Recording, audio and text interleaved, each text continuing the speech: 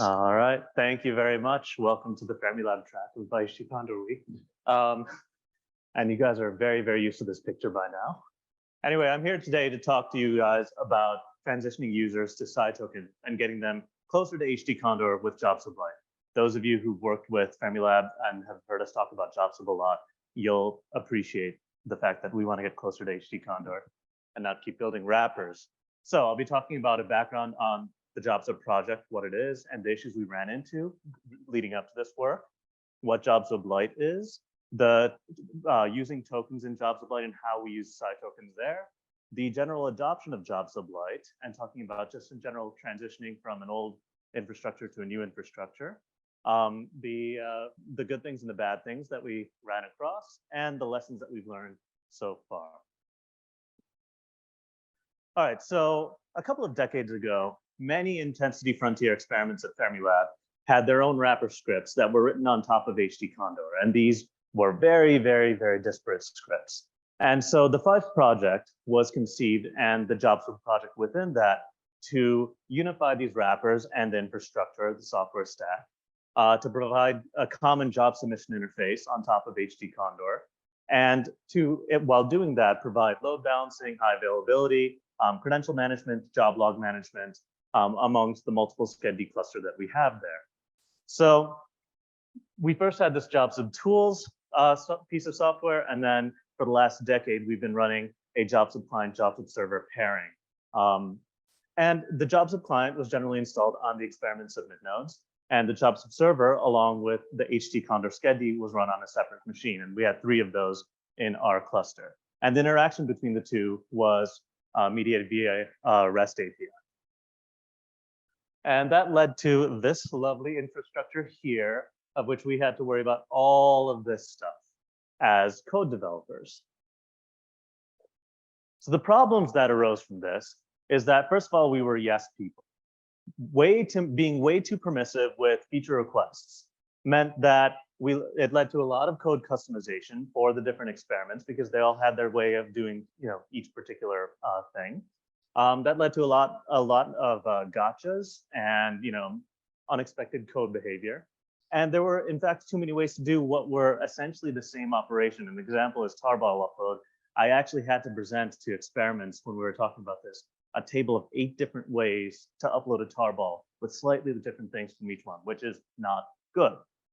For what was supposed to be a lightweight unifying piece of software on top of Condor, we had 21,000 lines of code, and that didn't include tests or packaging scripts or anything like that. And just supporting that current feature set became way too difficult for the effort that we had available. And it also complicated building new features and fixing any bugs that arose.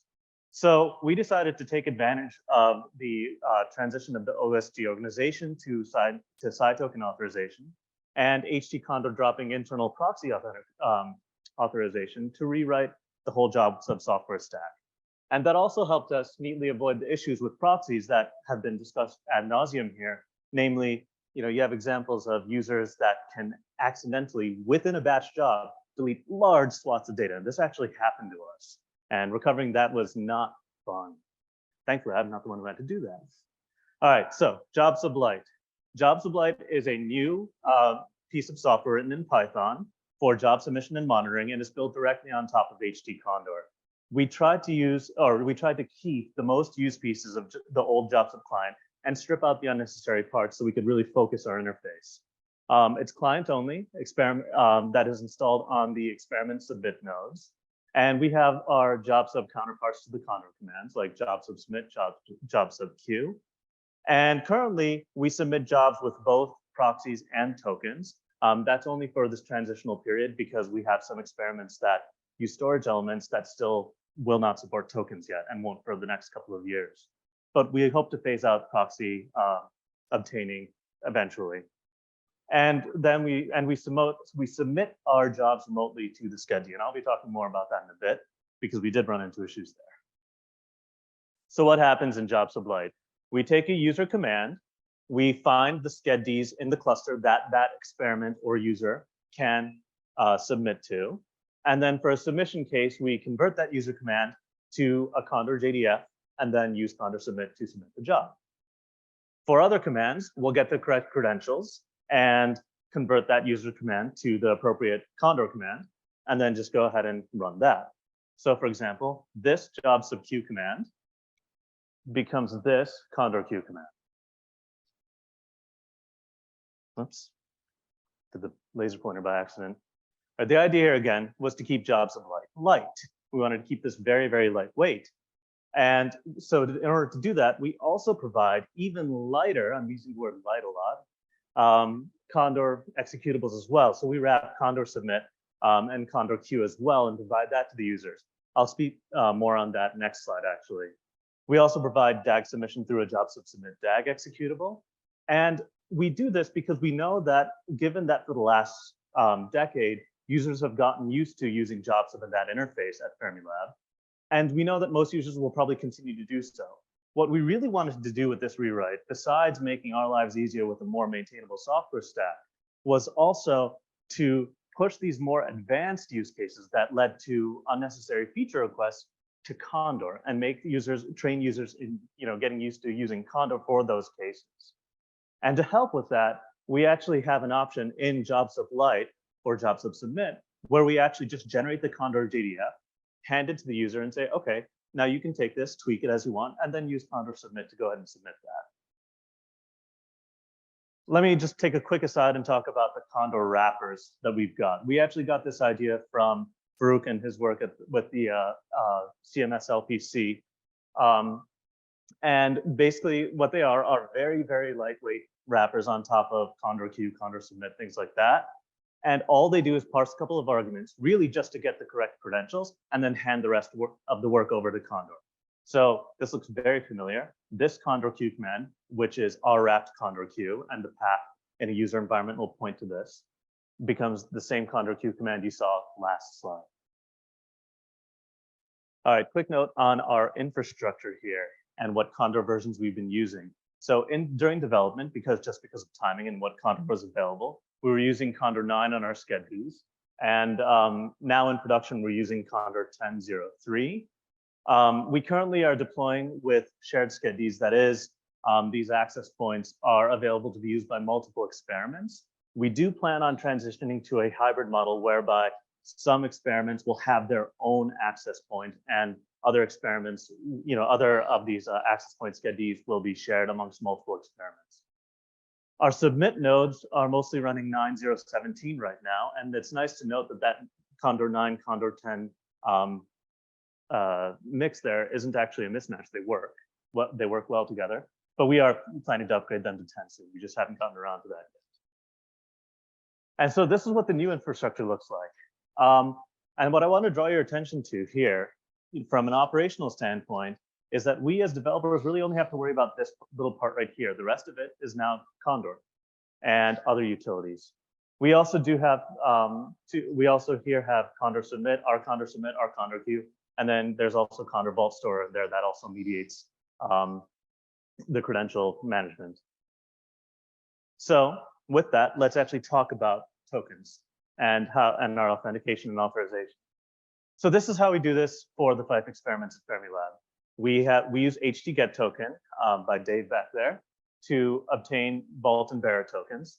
And the steps we do are that we very simply use the user's Kerberos ticket to authenticate to a HashiCorp Vault server. And the Vault contacts the token issuer. Let me actually go over here. If I can point this way. Contacts our token issuer, which is CI logon. And then that will, the first time, prompt the user to authenticate. And after that, once that's done, the Vault token and access token gets sent to the user node, and the refresh token gets stored in our Vault. All right, so what has this gotten us so far? First of all, we have fine-grained access control with SciTokens, which is really nice because no more of that worry before about wiping out tons and tons and tons of data unless you really, really try. Right? So, for example, Dune has our flagship experiment at Fermilab has many, many different capability sets for their tokens. And for those of you who don't know what a capability set is just a set of predefined token scopes that mediate what you can actually do and what resources you can access. And the nice thing is that with this new system and with these new capability sets and this control, we can actually outsource the decisions on what different capability sets should be able to do, different roles. We can outsource that decision to the experiments themselves. We actually have a ServiceNow workflow, because that's our ticketing system, where experiments can actually request changes to these sets themselves, and then they get updated via LDAP. The Jobsub commands then will obtain the access token via HTGetToken in case it's needed. And we also leverage Condor to do a token exchange at submission time. So this is yet another guardrail that we're able to build in. Little bit of token nitty gritty here. So for those of you who don't know, there are two scopes, and I'm going to give as examples here: storage.read and storage.create. And what that means is that for a particular storage element, if you're looking at a particular path, you can read from that path, hence read, and you can create files of that path. And in Jobsub Lite, our default mode and our default tokens that we give the user is a token with just those two, along with the various other compute scopes and things like that. We do not, by default, give them storage.modify. That scope allows users to rename and delete files at a particular path.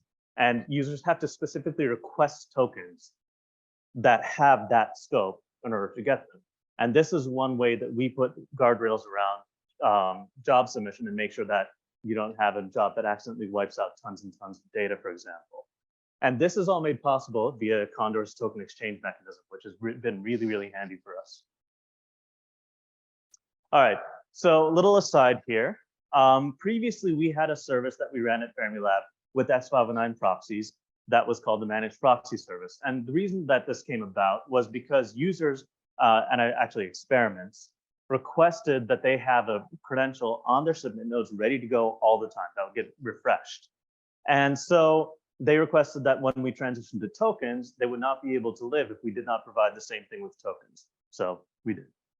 HTGetToken actually supports the use of robot Kerberos credentials to obtain vault tokens. And we leverage this capability to create a new service, the Managed Token Service, very creative name, of course, that just does these three things. We obtain the correct Kerberos credentials. We run Condor Vault Store for each SCED in our cluster that is applicable to that experiment. And then we rsync the vault token over to the appropriate submit nodes.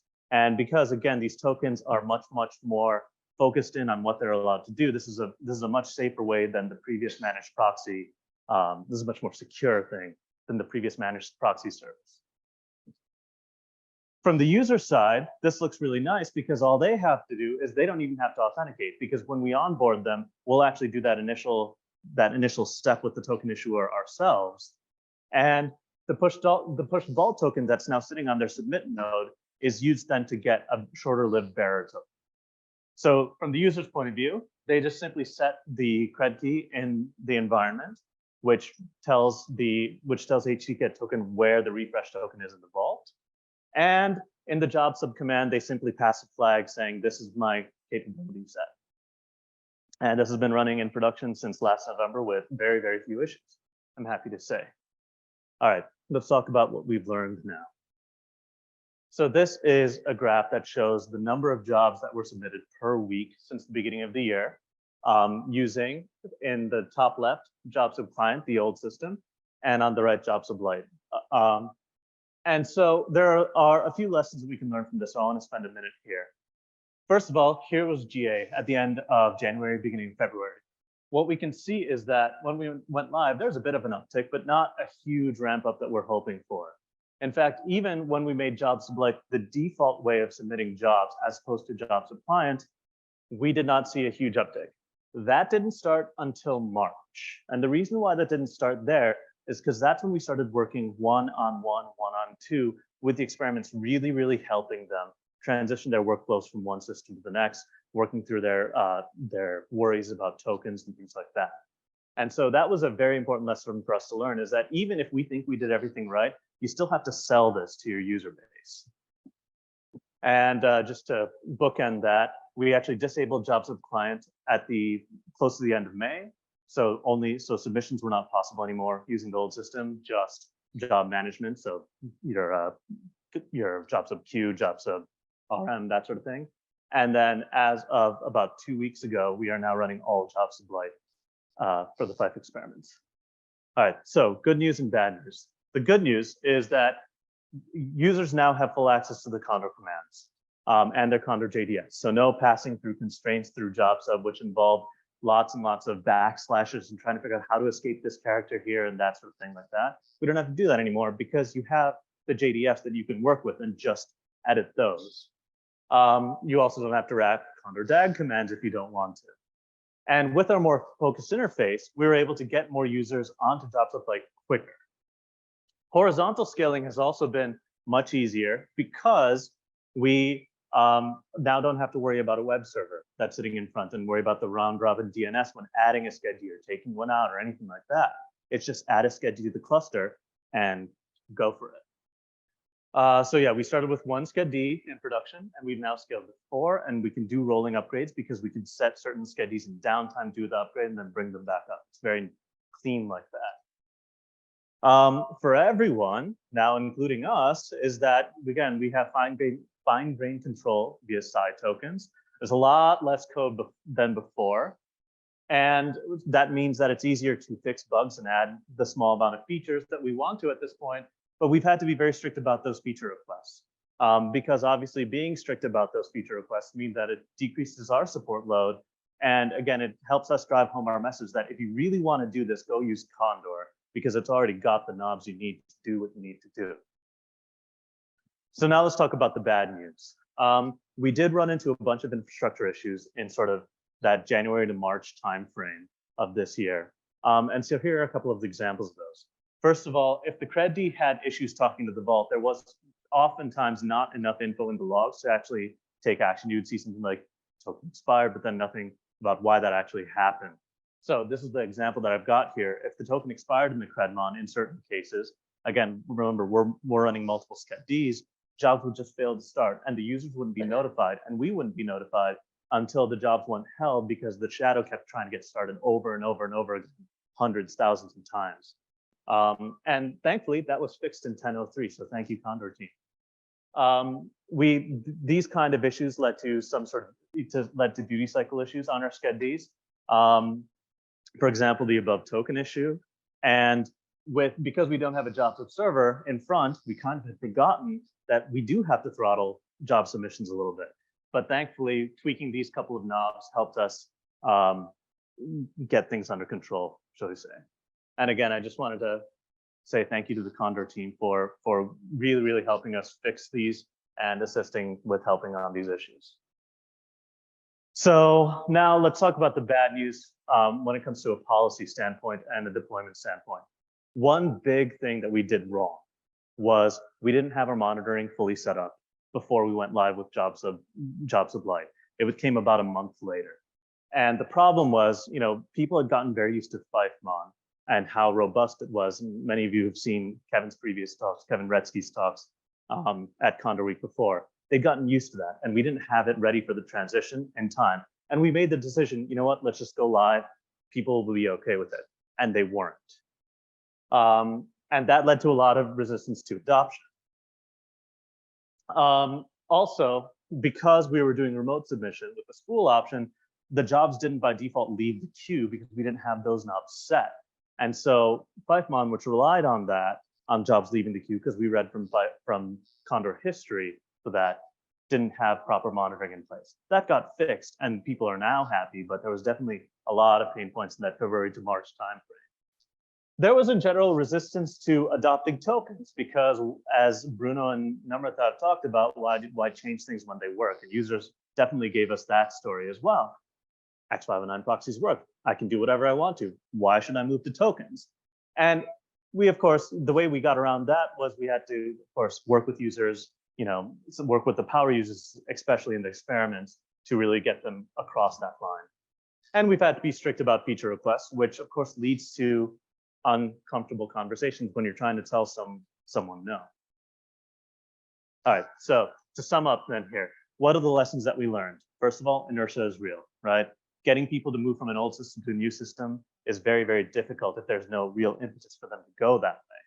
But And in that same line, it's better to delay a go live of this magnitude if you don't have all your support systems ready to go at go live time. In fact, the robust monitoring of our old system allowed us to choose which features we wanted to implement in Jobsub Lite. And running both systems in parallel was really helpful during that transition time because people could fall back to the old Jobsub client with just a flag switch, which was really nice. And that was assisted by the class add mechanism that you can deploy on SCEDs, where we can choose which submit nodes could submit to which SCEDs. And lastly, tokens are not the same as proxies. For those of you who are making that transition or plan to make that transition, training users is key to getting this right. With the large disparate amount of environments that we have, or disparate environments that we have within our various experiments, you really want to get as many stakeholders from different experiments or different groups to test as early as possible, not just the ones who are willing to do that. And then just a little aside here, you only have one test SCED, don't have them all tested once because that brought that down. And, you know, because we're like, yeah, test, and they all did and it went down. But the last point that I have about this is that those who were willing to test early did profit. The ones who tested very early had very, very few issues after go live. So with that, I just want to say thank you very much. I'll skip this slide now because I know I'm running out of time, but the work is still in progress. And we're hoping that we can eventually get to that holy grail of maintenance mode sooner rather than later. So thanks very much. I'll refer you to these and take questions now.